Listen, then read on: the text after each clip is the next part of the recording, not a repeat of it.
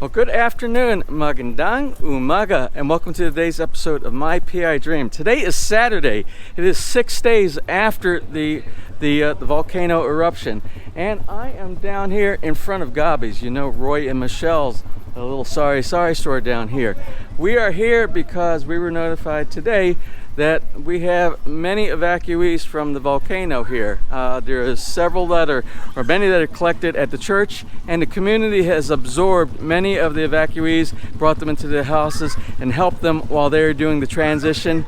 Hopefully the volcano has calmed down and they can go back at some point in time back to the location. Maybe not their houses, because maybe their houses are not standing anymore, but be able to go back to the location. So what we're going to do this morning, we are going to go into the community here, and we are going to speak with some of the residents of the area around the volcano and get some of their stories, see their side of what went on down at Taal during the eruption and what they are doing now to be able to survive until the time of which they can get back to their home.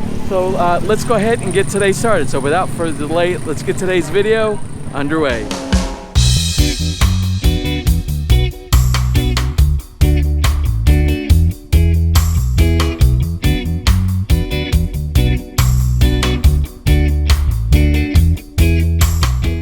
So anyway, on the way going down to the church to talk to some of the evacuees down there, Yolanda, remember Yolanda's sorry store here as well.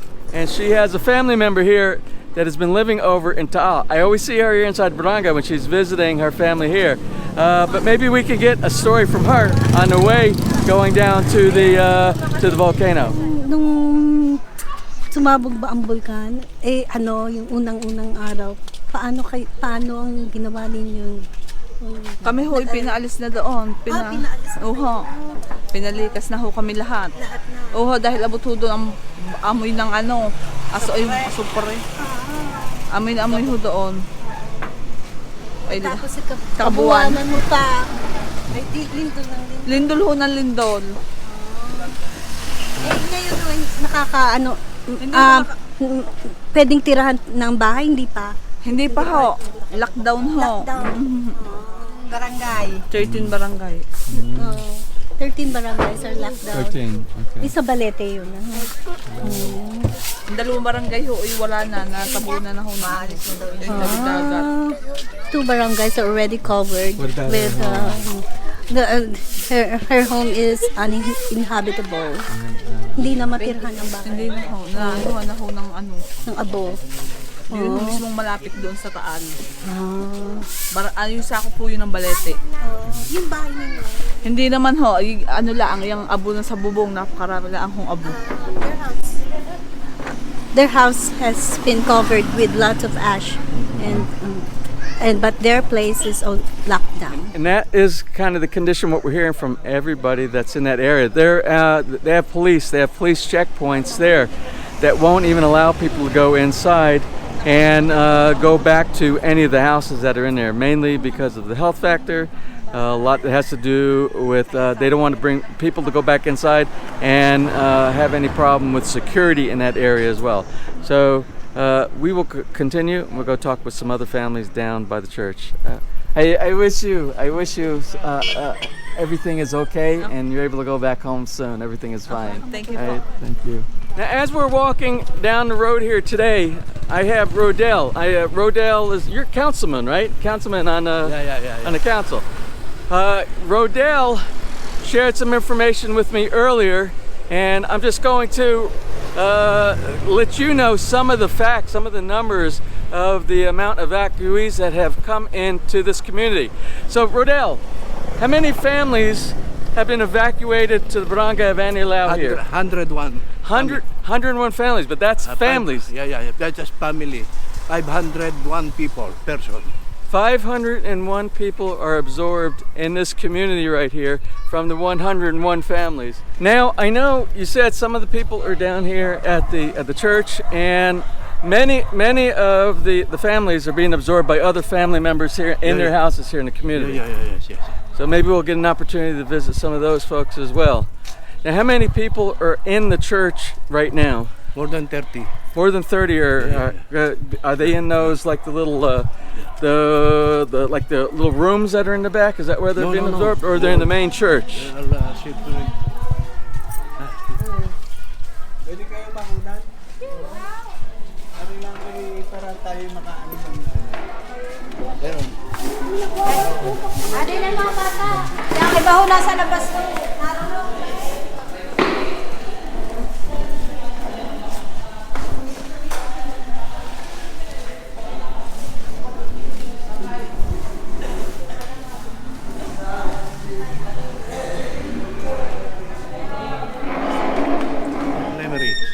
They're all from Lemley. How many families here? Ilang pamilya kayo dito? 8 families here. 8 families. 8 families. 12 families here. 12 families here. How many person? Ilang kayo lahat? 47? 51. Ay, 51. 51 person. Here at the church. Yeah, here at the church. Yeah. So anyway, we want to hear some of the stories about some of the folk, and they were very, very close to where the volcano was at. So share your story, please. Doon po nung linggo po ng gabi, ang lakas talaga ho ng lindol. Tapos yung asphalt, talagang hindi na makita yung mga daan. Kaya nagsilikas na po lahat. Kasi wala nang tao talaga ho sa Lemery. Talagang ghost town na. Talaga po, wala na. Naroon na lang po yung mga sundalo, police, coast guard. Kasi ang asawa ko po, taga rito. Lahat po sila, inakad ko na papunta dito. Wala silang mapuntahan eh. Taga rito po yung asawa ko. Eh dito ko na po sila inakad lahat. Isang jeep po kami. Puno-puno. Wala nga po kami masakyan. Dito pa po kami kumuha. Ang asawa ko po yung nagmotor. Dito pa po kumuha ng sasakyan para lang kami makaalis sa amin. Palagay mo ba, halimbawa, katulad ngayon nagkumakalma na yung yung vulkan. Alert 4 pa po eh. Hindi pa kasi nagbabago yung ano. Kahit na kalmado sa ibabaw. Oo, nasa ilalim pa.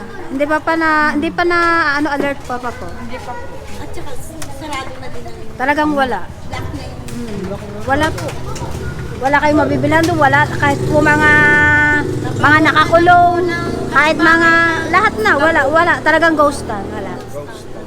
Gabok lang makikita nyo doon. halimbawa bumalik kayo, hindi na pwede talaga. Ang iba ho, sira na, yung mga kalsada, sira. Ang iba naman ayos pa naman. Now we're stopping here by one of the family who's taken in 28 people, and I think you said they're from Angoncillo. Yeah, from Agoncillo. Angoncillo, which is very close to the volcano as well. Let me introduce you to these folks right here, and we'll hear their story. Hello po! Hi vlog! Hi po. Hi vlog!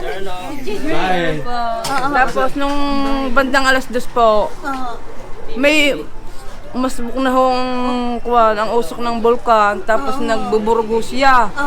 Tapos nung kuwan kalimitan, nalindol. Yung malimit ho lindol, hindi pa ito malakas. Nung maya-maya ho na naglindulan na ho ng malakas na kami naglabasan na sa kalsada. Tapos ho kami dinalakas na nga po, lumakas na ng lumakas. Yun, kami nagdala ng ilang damit at kami bumakwit na po. Opo. Sa ano, Oh, dahil ang lupa ho na ganyan na ho ay naku po. Nataas na Pataas po. yung ano, yung lindol. Pataas at saka pag ganyan pa rin. Opo. Naku po, Diyos ko, para Kaya kayong... kami lumikas na nga. Ay, nakakatakot na po. Alisan ho talaga kami. Hindi na kami nintay ng dilim. Paano kayo nakaalis? Hindi ko kami hinakot po ng yung rescuer. Ay, may rescue. Oo nga, dahil yung aming mayor nagdala ho ng truck doon sa amin na nire-rescue. Yun po ang pangyayari. Tapos lahat na. Aha. Ilan Ay. kayo dito? 28 po. Dito ko kayo? Oo, 28? kami 7 pamilya po dito. Dito sa bahay nito? Oo, dito po. No, May kasama po kami senior na meron pang pakilasa, hindi pa naakay pa namin. Lahat ho kayo ay galing Agoncillo pa. Opo. Agoncillo po. Nakita-kita niyo yung Oo, vulkan kita-kita namin at saka yung kidlat. Ang kidlat, ang mahaba. Naku, Diyos ko. Talagang kayo mapapasigaw. Tapos gabi pa ho no. Ay, gabi pa nga ho. Talagang ako yung sa pangyayari hong iyon. Ako yung awang-awa doon sa matatandang yung mga akay. Talagang iwang. Talagang ako yung awang-awa. Yung mga bata. Buti pa kami malalakas yung katulad ng aking magulang na akay ho namin. Bago po makakyat. Eh, paano ho yung inyong bahay doon? Ay, di iniwan niya ho namin. Iniwan ho namin. Ang dami ho nasirang bahay. Sira ho ang bahay no. Sira ho. Kahit bumalik kayo, hindi din ho Hindi pa ho namin maintindihan kung kami makakatira sa bahay. Lukso daw ho yung loob ng bahay namin Lukso ho, ang bubaw. At saka ho kung gumita kayo mga dinding. Gadaliri yun, nakakakuha kayo tumiron daon. Oo nga. Bakit kayo nakapunta ho rin Ay, aroy akin manugang ho, siyang nagkunho dito. Naku, maraming salamat naman. Aroy nag-akit. At saka yung aking baysan niya, dito kami pinaparito. Kami po galing ng Balayan Balayan? Oo, dalawa namin lipat at dahil malakas na nga huling daw. Tapos may dumating yung kuwang sabi, may dadating na rin doon na 7.8. Diyan, lalo na nagtakutan ng katulad namin. Naku, Diyos ko po naman. Nasyak ho. Kaya ho kami preparito ng aking manugang na aray. Kaya dalawang... Malayo-layo ho dito. Kahit sa Balayan na pinag-unan nyo, lumilindol din doon. Pa din ho nakante. Ay di, marami yung pamilya din. Marami pa rin yung iniwanan kami ng taga-Gonsilyo. Ay, naku. Hindi ho sila makunyat dahil aray manugas hindi ko magyayak at marami na nga ho kami. Ano yung mga Iniwan ho hayop namin ninyo? baboy na alaga namin. Mga baboy ito. Oo, alaga sa ibang tao. Kawawa din naman. Oo, kawawa. Wala hong mapakain. Hindi yun. Dat niyan na ho'y payat ng mga payat na. Naku naman. Wala nga bili ng pagkain. Wala pang mabili daw. They also left animals there. They had pigs. Yun ang aming kabuhayan ho daw pag-aalaga ho. That's their Yun ang aming livelihood. kinabubuhay ho Pig daw. raising. Ngangalaga ho kami sa ibang tao. Oo, yun na doon ho yung alaga namin sa ibang tao. Ngayon ako, hirap na. Ang hirap po ng aming sitwasyon. Si Maring Tagal. Hi! Good to see you. Maring Tagal. Gandang hapon. Ay, may kasama ko din si James. Pwedeng ma-interview sila. Marati dyan, interviewin kayo. How many family? Ilang family dito? 5 lang po, 5. How many? Ilang? Five. Bale po, 23. 23 persons. Alali ko po ang iba at may All right, we're down here very close to behind the church area, and there's many families collected back here as well. And we're going to allow them to share some of their stories here from their experience down at the volcano. Bagong bayan to, bagong bayan. Near in Taal Volcano. Very near. Very near. What's the name of the Bagong bayan. Bagong bayan. po kami lipat ng evacuation. Bago kami nakarating. Ay, saan ho kayo galing? Una muna, di sa mismong bayan po kami ng Taal. Tapos po nung talaga kala may bagyo na, bagyong talagang doon kami napapunta sa malapit sa aming bayan, San Luis. Parang sinundo kami ng rescue ng San Luis. Tapos po nakakatakot din dahil lindulan din. Paano nyo na isipan na kailangan na umalis kami rito? Kami na lang nga po ang naiwan. Hindi po namin alam na nakapag-alisa na yung ibang kasama namin. Dahil kami sarado. Hindi, kayo uupo. Kayo uupo. Ay, ako pa yung may dekarasya pa. Nung lumikas kayo, talagang yung... Ay, talaga po parang bagyo ng Tapos ganito na po kakapal yung yung nalubog na po yung yung aming yun po kung saan ay malayo-layo pa sa bulkan. Nakita ninyo yung bulkan na Opo, kita umuusok po sa amin doon. Makapal na makapal ang tsaka talaga pong hindi nyo na makikita ang mga tao dahil talagang madilim. Madilim mo. Gawa ng asphalt po. Naramdaman na ninyo ang panganib. Opo, ramdam dahil po ang lindol. Grabe po ang lindol na naranasan namin. Para pong dinuduyan talaga. Kaya po ang hirap na hirap kami. Nagtakbuhan na. Kami po yung magkakaiba. Kami dito na lang nagkatagpo-tagpo. Ganun. Magkakilala ho kayo. Magkakamag-anak po kami. Yung iba po ay nagkahiwa-hiwalay po kami. Nung una ho, dinala kayo saan? Doon po sa San Luis. San Luis. Tapos po sa Bawang. Tapos po dito na kami nagpaano dahil sikip na doon sa Bawang. Ganun. Marami na doon nung mga evacuees din. So, Sobra na po. Overflow na. they went through 3 evacuation centers. moving from places to places because the evacuation centers became filled up. Yeah, so they have to move and this is the last place that went. Nung lumikas ho kayo, ay bigla paano? Di biglaan po, wala na po kami na nadampot, wala kami mga underwears, wala kaming mga beddings, wala. Akala namin may dala kaming damit ng mga bata, yung palay wala. Akala namin po noon ang bag, yung palay wala. Pati mga gamot namin. Ay wala, yung mga gamot niyo. Ilan ang mga bata ninyo dito? Nasaan yung mga bata? Ilan ang bata? It's one of the evacuees. Baby! She doesn't know anything.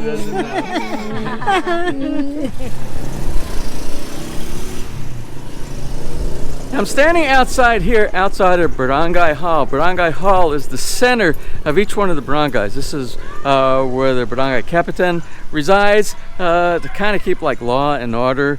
And it's like the lowest level of government inside each one of the communities here. We're gonna take a visit on the inside of Barangay Hall right now because this is like a collection point for people who are actually doing donations as well, and anything that they can contribute to the evacuees that are here in our barangay of Anilao.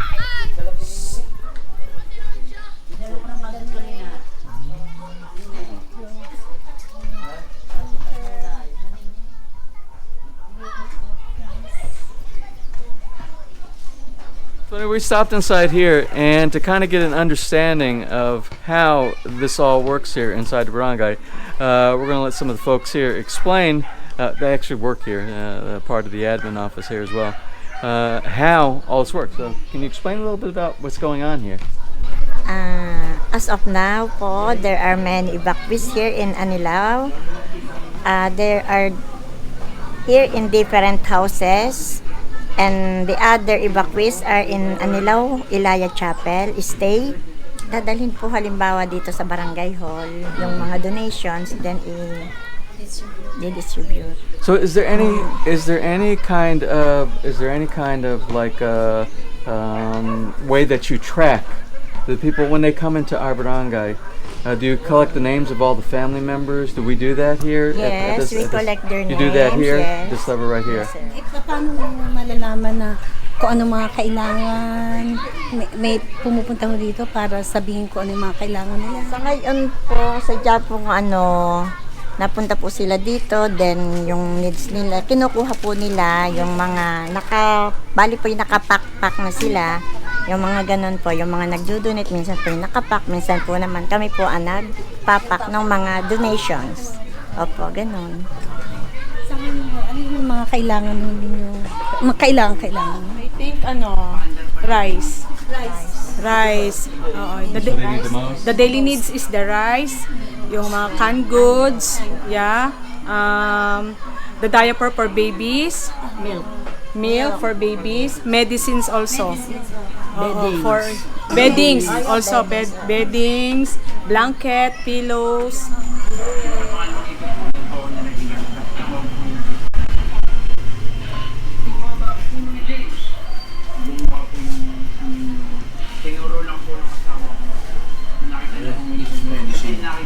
This is one home here that has taken in a lot of the evacuees at this one specific place. So let's go ahead and see what their stories are as well.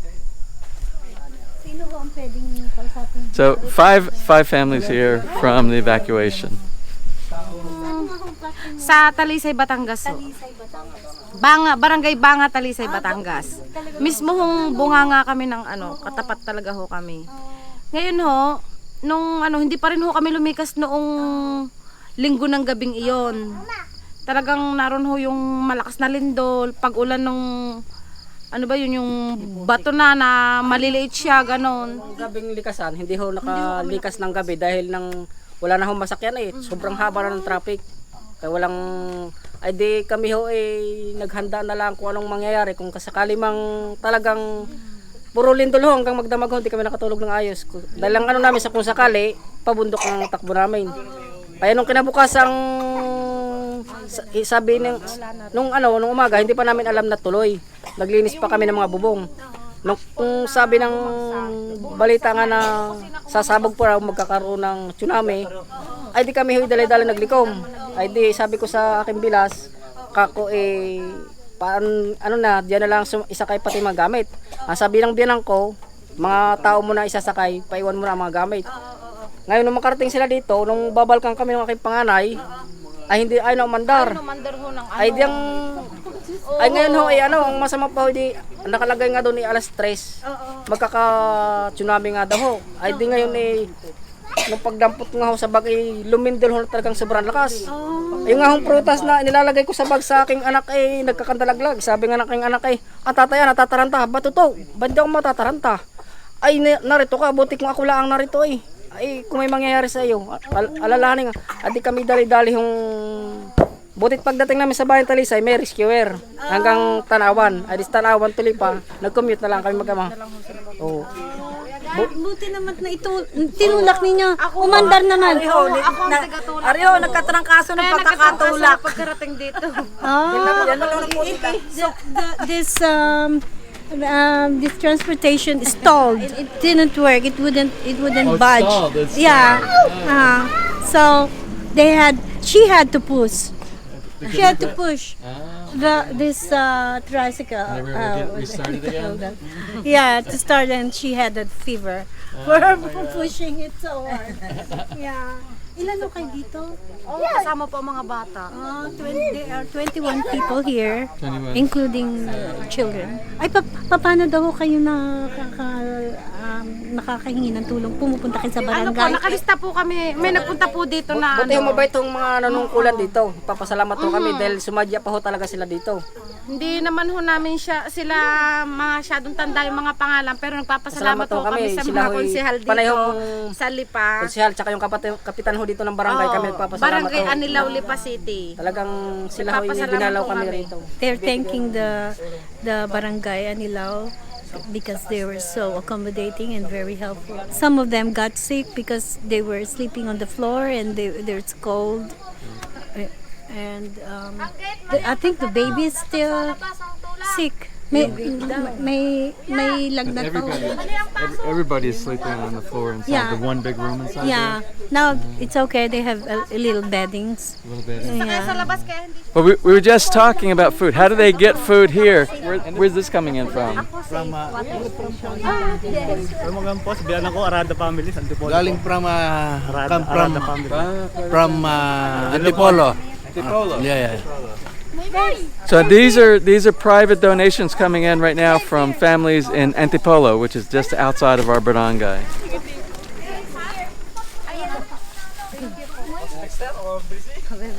You know her. She's from the aqua station. Right, that's Yeah. And she's in charge. She's the one bringing the food and clothes and I recognize. Ito pa sila mga yung sa taal. Sino ho? Dito tayo sa sa liwanag. Dito tayo sa Maraming salamat, Rafael Busan. Now we're gonna get the explanation from this family right here, and this is way out. We drove down a really rough road to get out to this place right here. Find out the experience of these folks, how they fared the volcano. Saan pa nga kayo galing?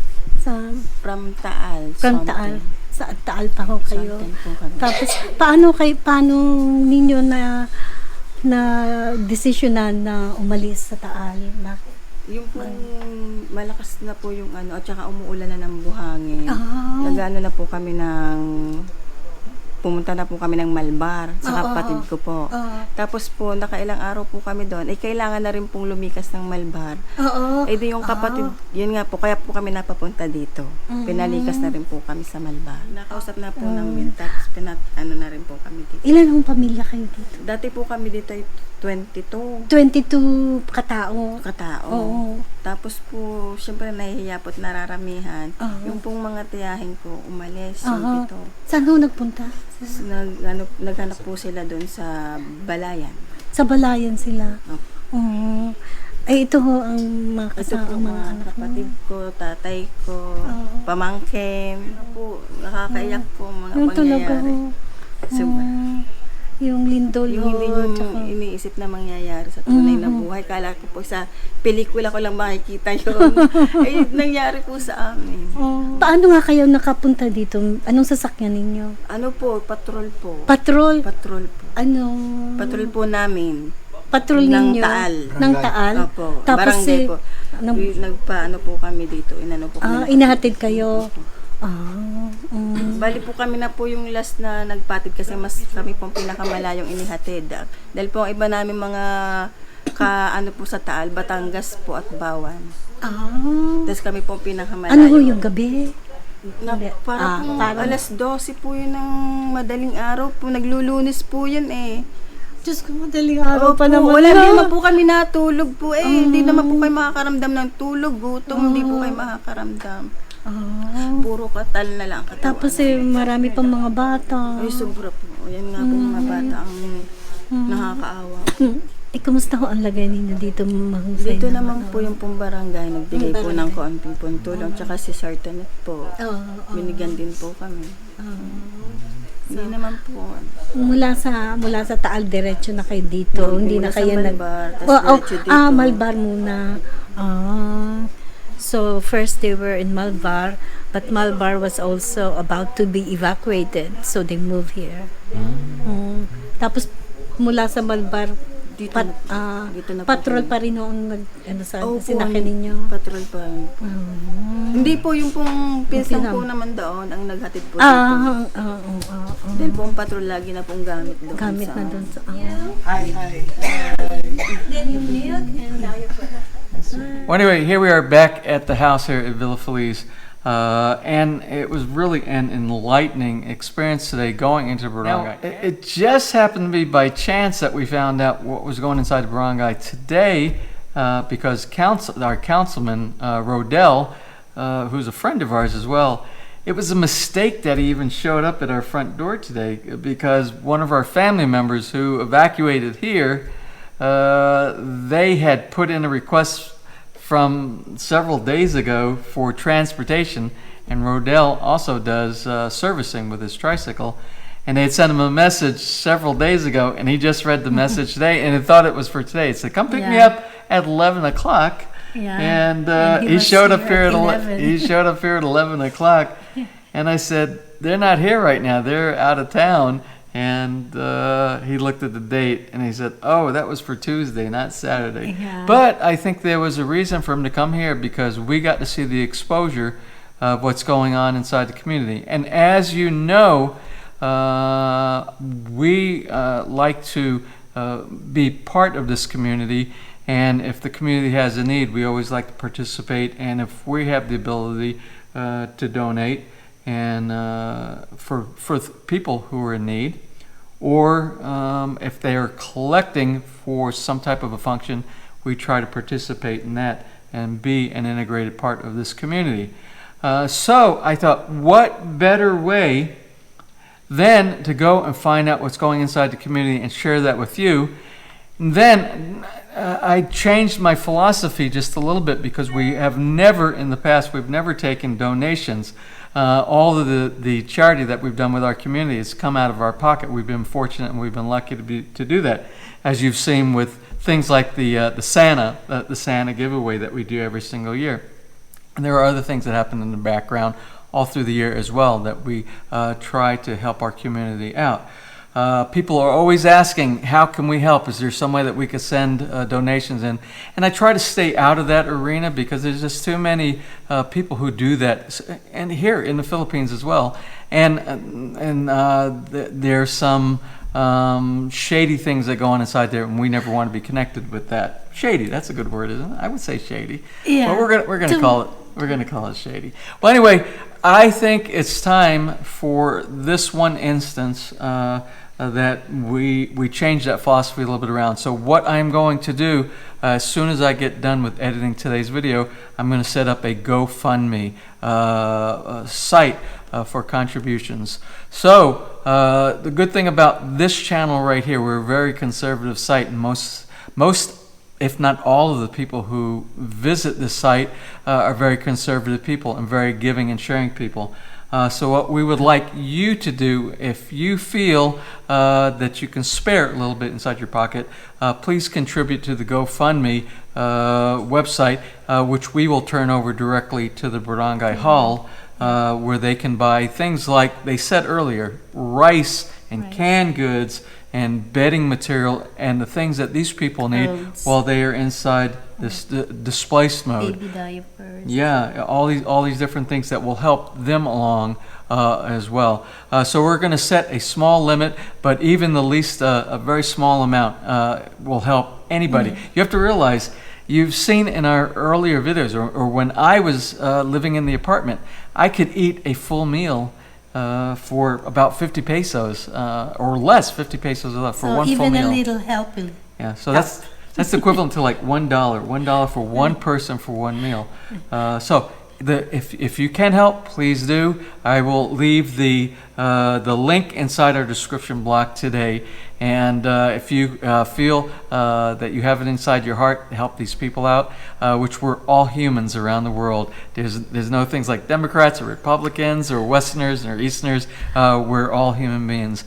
So please feel it inside your heart to help these people out. So that's what I'm going to do. As soon as I get done jabbing on here and jabbering, and we'll set up that GoFundMe account. We'll put the information in the description block, and please give if you can, and then we'll get those funds as quickly as possible to the people in the barangay so that they have food and shelter and have some comforts while they're displaced from their home by the volcano.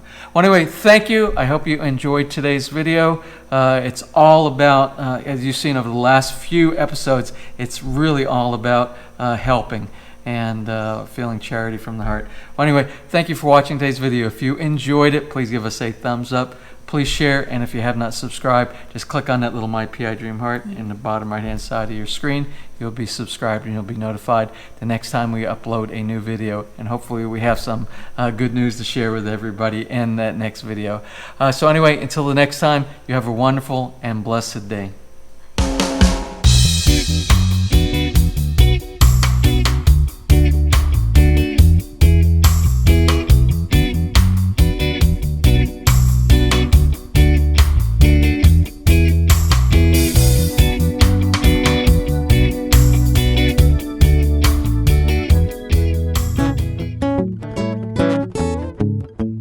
If you enjoyed today's episode and you would like to see more just like these, just click on one of the helpful links over to your right and you might be able to pick up on some good information on DIY projects, how to, or if you are interested in moving to the Philippines and building, you'll find answers there as well.